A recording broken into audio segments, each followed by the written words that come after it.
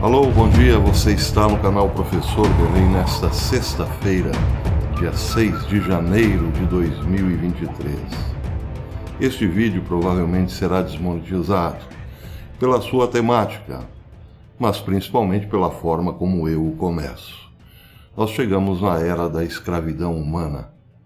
O índice de inflexão da escravidão chegou. E não digo isso baseado nas escrituras, no Apocalipse, nas profecias marianas. Digo isso por conta da realidade econômica global que pegou a todos de surpresa. Muitos ainda não acordaram para ela, mas ela chegou e está iniciando uma era no mundo onde todos nós seremos escravos de uma pequena minoria. Claro, você dirá que isso sempre aconteceu. Nunca nessa escala, podem apostar. Bem, o que me alertou para este tipo de análise ou de sentença de que a era da escravidão chegou, como disse, foi um relatório econômico que levanta 11 pontos dizendo por que nós já chegamos no pesadelo econômico. É claro que tem a ver com a realidade financeira norte-americana, com a realidade econômica dos americanos. Mas, se tem a ver com eles, é claro, nos afeta diretamente. Principalmente a nós aqui, que temos a nossa economia hoje ainda muito mais vulnerável do que alguns dias atrás. Mike Snyder começa dizendo o seguinte, levantando os 11 pontos que mostram que o pesadelo econômico chegou. O primeiro ponto, diz ele, tem a ver com os produtos manufaturados. Os Estados Unidos, diz ele, diminuíram em ritmo muito rápido os produtos manufaturados, isso desde os primeiros dias do Covid. Ele fala isso baseado num índice do S&P Global US Manufacturing Purchasing Manager Index. Desculpem, o meu inglês aqui, a minha pronúncia ficou devendo, mas é mais ou menos isso, cuja sigla é PMI. Segundo o PMI, o ritmo de manufaturas ou de manufaturados caiu mais rápido desde maio de 2020. Em dezembro, caiu agora mais rápido em dezembro do que todo o ano de 2020 a partir de maio. É um sinal contínuo de que o setor manufatureiro está em declínio. O PMI de manufatura dos Estados Unidos registrou 46,2% em dezembro, abaixo dos 47,7% em novembro, e solidamente abaixo de 50%, o que sinaliza que o setor está se contraindo, de acordo com a S&P Global. Os níveis de produção diminuíram em meses consecutivos, com as novas vendas caindo no final de dezembro no ritmo mais rápido desde 2007, com as empresas citando o enfraquecimento da demanda em meio à incerteza econômica e à inflação pesando sobre os clientes. Ponto 2. O PMI de serviço também aponta queda pelo 6º mês consecutivo.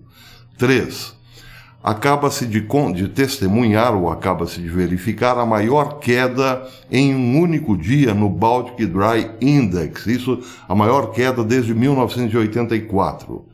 O que é o Baltic Dry Index? É o índice de frete marítimo a granel seco da Bolsa do Báltico, e este apontou na terça-feira o pior declínio já registrado, afundando com as perspectivas de uma recessão global.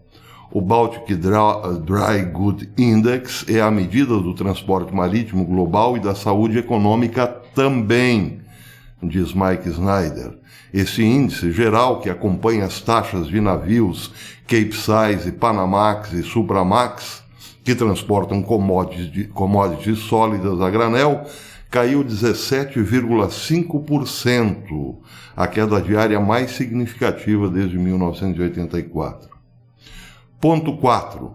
Graças à rápida queda nas importações, testemunhou-se também o maior declínio mensal no déficit comercial desde a última crise financeira. Isso de acordo com o BEA, o Bureau de Análises Econômicas do Departamento de Comércio dos Estados Unidos. Segundo o BEA, o déficit comercial de novembro caiu de 77,8 bilhões no mês de novembro para 61 bilhões agora, ficando abaixo da estimativa mediana de 63 bilhões. Foi a maior queda no déficit comercial dos Estados Unidos em termos percentuais desde a crise financeira global. Ponto 5. Em 2022, as vendas de automóveis nos Estados Unidos foram as mais baixas registradas em um único ano, em mais de uma década. Em todo o setor, as vendas de automóveis nos Estados Unidos totalizaram 13,7 milhões de veículos em 2022, o menor número desde 2011 e uma queda de 8% em relação ao ano anterior, de acordo com a empresa de pesquisas Wards Intelligence.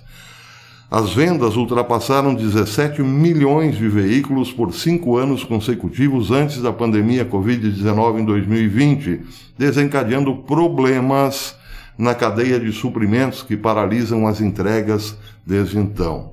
Ponto 6. O juro de uma hipoteca de taxa de 30 anos é hoje o mais alto, ou o dobro, do que foi no ano passado. As taxas de hipoteca subiram novamente na semana passada. A hipoteca de taxa fixa de 30 anos teve uma média de 6,48% na semana encerrada em 5 de janeiro, acima dos 6,42% da semana anterior, de acordo com a Freddie Mac. Há um ano, a taxa fixa de 30 anos era de 3,22% há um ano, agora é de 6,48%, mais que dobrou, claro. Ponto 7. De acordo com a CNN, as vendas de apartamentos em Manhattan foram 28,5% menores no quarto trimestre de 2022 do que no quarto trimestre de 2021. A CNN, né? Aqui é o caso de dizer, faz o B de Biden. Taxas mais altas e preços imobiliários ainda altos esfriaram a demanda no final do ano passado, fazendo com que as vendas caíssem. As vendas caíram 28,5% no quarto trimestre em comparação com o quarto trimestre de 2021. Ponto 8. No geral, as vendas de casas existentes nos Estados Unidos caíram por 10 meses consecutivos, mas agora caíram mais de 1/3 desde janeiro de 2022. Ponto 9. A Bed Bath & Beyond está avisando que a empresa pode fechar as portas. Já considera fortemente pedir a falência. A Bed Bath & Beyond é uma empresa do setor varejista, uma gigante, que opera nos Estados Unidos, Porto Rico, Canadá e Nova Zelândia. Ela pode sim fechar as portas, pois, diz a matéria, o varejista, citando vendas piores do que o esperado, emitiu um alerta de continuidade de que nos próximos meses não terá provavelmente caixa para cobrir despesas, como contratos de aluguel ou pagamentos a fornecedores. A Bed Bath disse que está explorando opções financeiras como reestruturação, busca de capital adicional ou venda de ativos, além de uma possível falência. Ponto 10. Foi relatado que a Amazon decidiu demitir aproximadamente 18 mil funcionários. A Amazon está demitindo mais de 18 mil funcionários, a maior redução de sua história, no mais recente sinal de que a crise chegou também à indústria de tecnologia. Ponto 11. Finalmente, diz a matéria, a indústria de tecnologia, no geral, já demitiu 150 mil trabalhadores no ano passado. Bem, agora vem o comentário de Mike Snyder, que me acendeu aqui todas as luzes em relação ao que vem pela frente em termos de liberdade, por assim dizer, e qualidade de vida para a humanidade, ou o que restar dela. Diz Mike Snyder o seguinte: Muito mais trabalhadores americanos perderão os seus empregos à medida em que a atividade econômica desacelerar ainda mais ao longo de 2023. Se você, portanto, tem um bom emprego atualmente e o valoriza, tente se apegar a ele ao máximo que puder. E é aqui que está o X da questão. Ele diz: os tempos para os quais estamos nos movendo nos parecerão completamente diferentes dos tempos que desfrutamos na última década, que já não foi uma maravilha. Nossos líderes conseguiram manter um partido por muito tempo, inundando o sistema com dinheiro, mas agora tudo foi por água abaixo, ou seja, eles perderam o controle. Claro, aqui ele não discute se essa perda de controle foi planejada ou não. Sim, foi planejada, tem método. Mas o interessante nessa história é o que acontecerá com quem depende de um emprego. Repito o que ele disse. Se você atualmente tem um bom emprego e o valoriza, tente se apegar a ele o máximo que puder. Imagine que você tem um emprego como auxiliar de contabilidade numa empresa de pequeno ou médio porte. E o seu chefe, de repente, lhe peça para fazer um servicinho extra, uma coisinha de nada depois do expediente. Algo como lavar os banheiros da empresa, já que a empresa não conseguiu manter a funcionária da limpeza, entenderam? O que você fará para não perder o seu emprego? É claro que você limpará os banheiros da empresa. E se você for uma belíssima funcionária, poderá eventualmente ser convidada para uma festinha na casa do chefe com os amigos.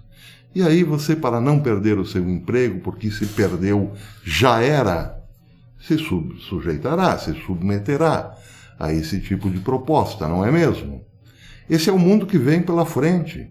Um mundo em que seremos controlados por não ter alternativa de sobrevivência fora desse sistema, já que a grande maioria ficará à margem.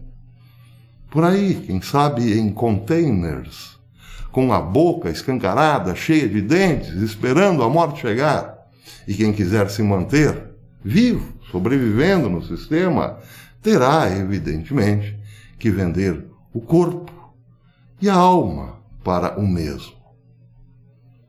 Muita gente me pergunta: professor, volte a falar de profecias. Para quê? Elas estão aí. Basta abrirmos os olhos.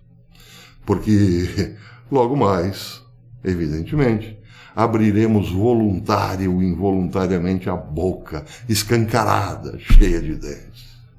Sem poder fechá-la, claro. Até amanhã, se houver amanhã para este canal.